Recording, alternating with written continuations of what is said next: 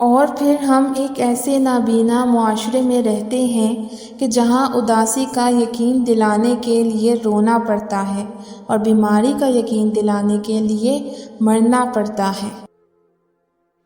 اور پھر میں نے اپنی اور اس کی محبت میں کسی اور کی شراکت ہونے کے باوجود بھی اسے چاہنے کی حد کر دی۔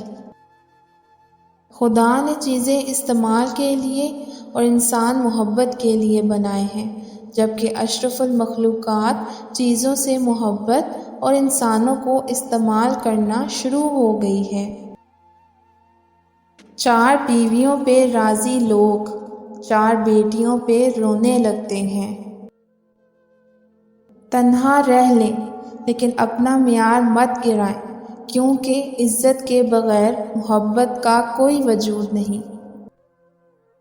کبھی کبھی بدگمانیاں اتنی عروج پر چلی جاتی ہیں کہ سچ زمین میں دھنس جاتا ہے۔ تاریخ کے حساس انسانوں نے اپنی زندگی کا زیادہ تر وقت اداس رہ کر گزارا ہے۔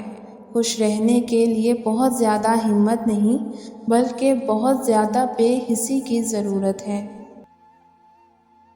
کبھی کبھی زندگی بھر کا ساتھ نہیں چاہیے، کبھی کبھی کوئی ایسا بھی چاہیے ہوتا ہے جو رات کے اس پہر آپ کی بات دھیان سے سنے اور سمجھے اور آپ کو بولے پریشان نہ ہو، سب ٹھیک ہو جائے گا۔ بس اتنے سے الفاظ ہی دل کی تسلی کے لیے کافی ہوتے۔ مہندی لگے ہاتھ صرف دلہن کے ہی نہیں بلکہ ماں کے بھی خوبصورت ہوتے ہیں۔ زندگی آپ کو صرف محبت کرنا سکھاتی ہے، کس سے کرنی ہے یہ تجربات سکھاتے ہیں، اور آپ سے کون محبت کرتا ہے یہ صرف حالات سکھاتے ہیں۔ مرد عورت کی آنکھوں اور پیشانی پر نہ دیکھے تو سمجھ جانا اسے محبت نہیں بس ٹائم پاس کر رہا ہے۔